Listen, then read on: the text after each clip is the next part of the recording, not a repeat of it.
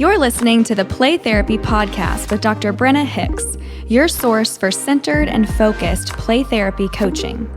Hi, I'm Dr. Brenna Hicks, the Kid Counselor, and this is the Play Therapy Podcast where you get a masterclass in child-centered play therapy and practical support and application for your work with children and their families.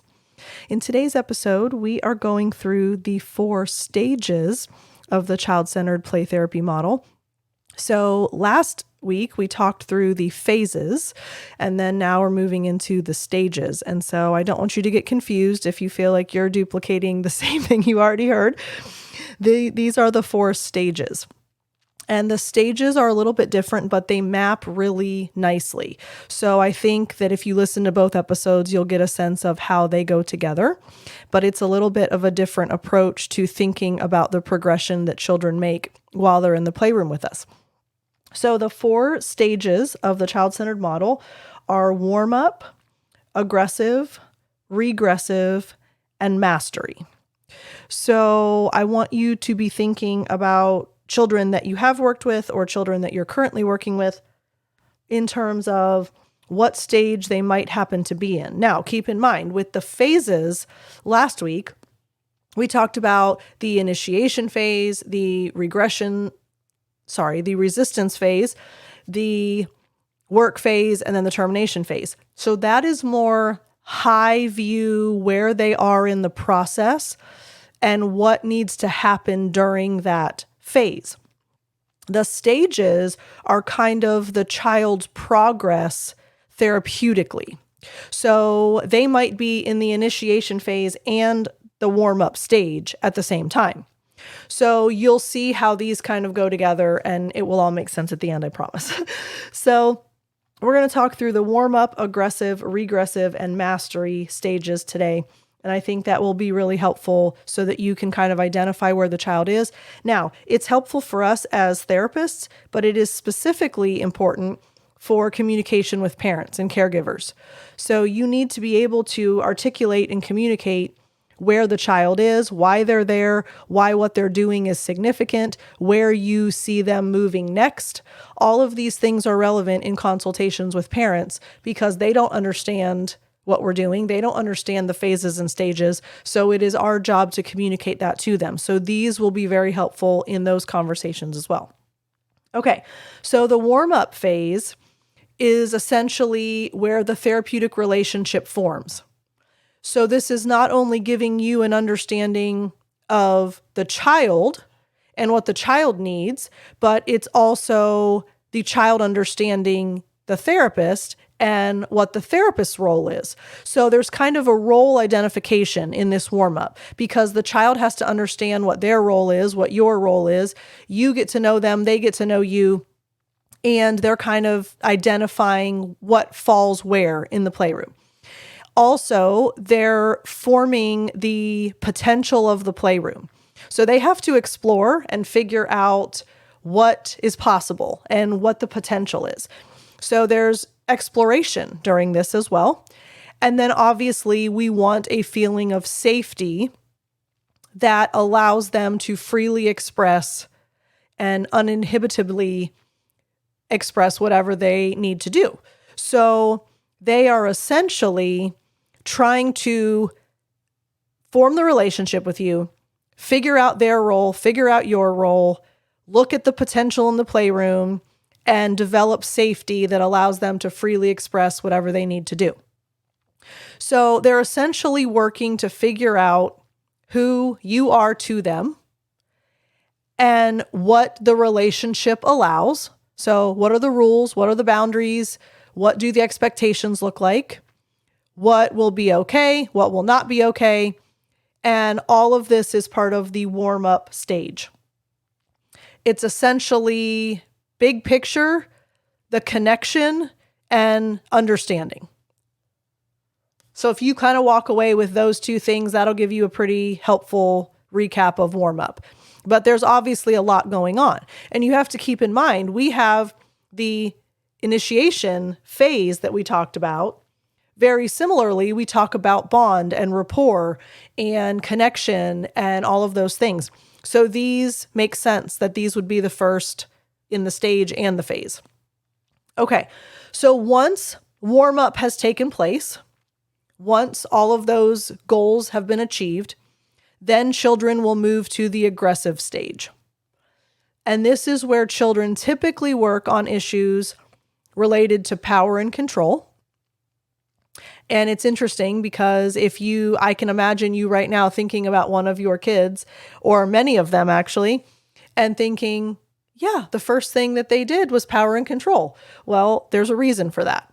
So the aggressive stage is very consistently what comes after the warm-up, because they are trying to exert the power and control that they perceive they do not have, or that they want more of. This is also when they will express very deep aggression. So let's unpack that just for a second. So this is kind of a sidebar, if you will. Every person has aggressive tendencies. So the fact that children have aggressive tendencies is not problematic.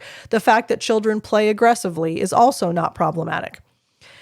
But they are usually very deep-seated unless you have an externalizer child, and then they're usually at the forefront masking other things. But that's for a different episode. So most often kids try to keep their aggression at bay. So they're often very deep-seated, and the playroom is finally the place where they're able to let that unfurl. So they will often express those very deep-seated aggressive tendencies, and sometimes they just express aggressive thoughts. So that is also relevant, because just because a child is not playing aggressively doesn't mean that they're not expressing aggressive thoughts or verbalizing aggression, even if they're not acting out aggression behaviorally. So there's a lot of layers to this aggressive stage. It's not always just flat out aggressive play. But they will do this through characters and actions, either role-playing it themselves, or they'll use the toys and the characters in the room as a third-person scenario. So as they're in this aggressive stage, this is pretty deep work. This is related to power and control, and it's very much about all of the repressed aggression that they feel they're not able to express. And really, they're not. They can't be aggressive at school. They can't be aggressive at home. They can't be aggressive on the ball field. So where are they given freedom to express this aggression that every human has? And the playroom is the perfect place for that. So that's why we see that early on. After the aggressive stage, we move to the regressive stage. This is when they will start to explore issues about attachment and nurturing. So think about this in terms of a progression. So I need to figure out what's going on with this stranger in this strange place. That's the warm-up phase. Then I know it's safe to do what I need to do in here, so I'm going to get out all of my power and control needs. There's a hierarchy in the playroom, right? So kids can only attend to so much at a time, and kids have to prioritize how they work on what issues. So power and control is always going to be a precursor to other things because it's a dominant theme. And with a hierarchy, the dominant themes come first. So once you get the power and control junk out of the way, then all of a sudden, there's room for other things. So it makes sense that we would move to attachment and nurturing and caregiving, because now the child is able to not always have a guard up. The child is able to not always be trying to exert some kind of power or have some kind of level of control. Attachment and nurturing and caregiving, those are vulnerable play themes. Someone is always in a position of vulnerability, but when you need power and control, those two things don't go together. So you have to work through the aggressive stage before you can get to the regressive stage. And once they're there, they will often play in younger ways than would be expected for their age. That's what we call regressive themes or regressive play. So you will see them talk baby talk, or put a pacifier in their mouth, or drink out of a baby bottle, or curl up and say that I'm the mom and I have to take care of them, or any kind of regressive younger play than would be expected for their age. it is regressive. And this is often when themes of protection emerge. And then obviously nurturing and caregiving will dominate. And if you think about this almost as a flow chart, you can see how one is the precursor to the next. So I hope this is really helpful to kind of paint the picture of why the child plays in the ways that they do, and then therefore what's coming next. Because if you think about it in any intentional way, obviously kids can't get to nurturing and caregiving and attachment when they still have power and control issues to work on. So one comes before the next, which is why I love studying the stages and the phases, because it's so important to understand not only where we've been, where we are, but then therefore where we're going next. I think it's just helpful clinically. All right, so once we get through regressive stage, then we move into mastery.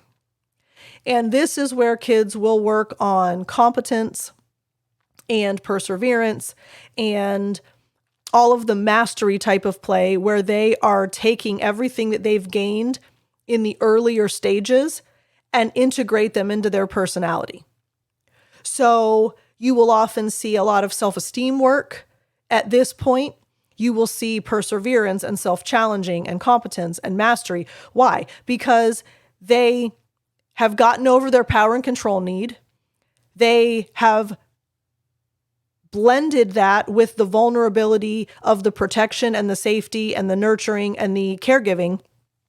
And then now they're balanced, so they start integrating their more positive sense of who they are into everyday life. And so they're taking all the gains and they're kind of making them make sense into their personality. So during the mastery play, there's a lot of self-esteem increase, but there is also age-appropriate play. So in aggressive and regressive stages, you will usually see either too far ahead of their age play or too far below their age play. In the mastery phase, which is obviously the final stage, you have age-appropriate play and it is non-conflictual. So once a child is no longer arguing with you, fighting with you, playing aggressively, trying to dominate, trying to have power, trying to fight for control, when all of a sudden things are just steady and stable and calm and there's no conflict, that stage is when there's a readiness to begin the process of wrapping up play therapy. And we get this question a lot, right? How do we know when a child's going to be ready? Parents will say that to us all the time. Well, what's the signal? What's the sign? How do we know? Is it number of sessions? Is it they're no longer getting referrals? Is it that the therapist says, okay, we're done? There's all of these questions that come with how do we wrap up?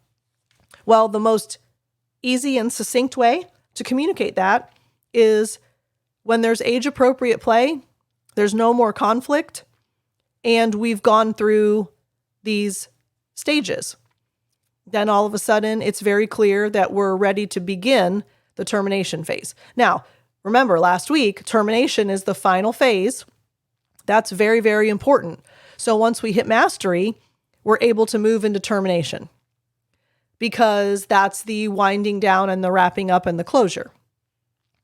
So I hope that that is helpful. I hope you see how the stages and the phases go together. But at the very least, in communicating with parents, these are really helpful things to help them understand and to teach them.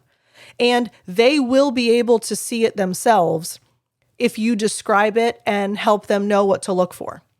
So early on in the process, in your first consultation, if you talk through these phases and stages, then when you meet with them as you're going through working with the child, you're able to say, okay, so remember when I mentioned that there's the initiation phase and then there's resistance? We've gotten through those two. Now we're in work. Here's where we are in the work. We're already in the regressive stage because we already took care of the aggressive stage. You can see how it just helps them have a deeper understanding of what's going on.